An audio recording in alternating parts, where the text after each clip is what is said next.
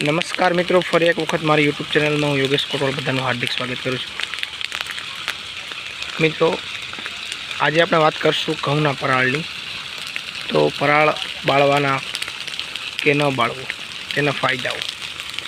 ખરેખર ક્યારેય પણ ઘઉંનું પરાળ જે છે આ ગોતરે બાળવું ન જોઈએ। સાથે સાથે બાળવાથી આપણી જમીનમાં રહેલો કાર્બન, હ્યુમસ, બેક્ટેરિયા તમામ જે છે એ સળગીને રાખ થતા હોય છે અને આ ખાતર જે છે ઘઉંનું ગોતર એ બળી જતું હોય છે। એટલા માટે થઈ અને ઘઉંનું પરાળ ક્યારેય પણ આપણા ખેડૂત મિત્રોએ સળગાવવું ના જોઈએ।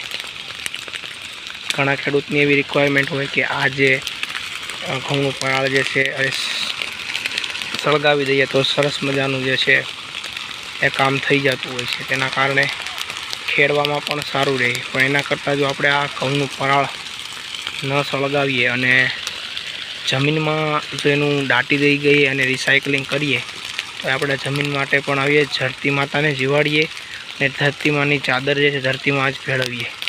એટલા માટે થઈ અને આપણા ખેડૂત મિત્રોને મારી એવી વિનંતી છે કે ઘઉંનું પરાળ ખરેખર સળગાવવું ન જોઈએ। તેથી અનેક પ્રકારના ફાયદાઓ પણ છે અને ખાતર માટે પણ જે છે એનું તે પણ સારી રીતે થઈ શકે છે। એટલા માટે થઈને ઘઉંનું પરાળ જે છે સળગાવવું ન જોઈએ।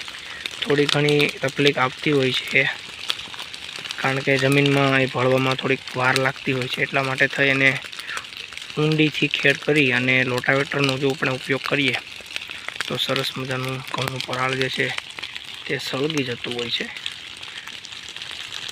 અને જે જમીનમાં ભળી જતું હોય। એટલા માટે થઈને આપણે ઘઉંનું પરાળ સળગાવવા કરતાં જો આપણે જમીનમાં જ દાટી દઈએ અને રિસાયકલિંગ કરીએ તો એ આપણા માટે સારું કહેવાય।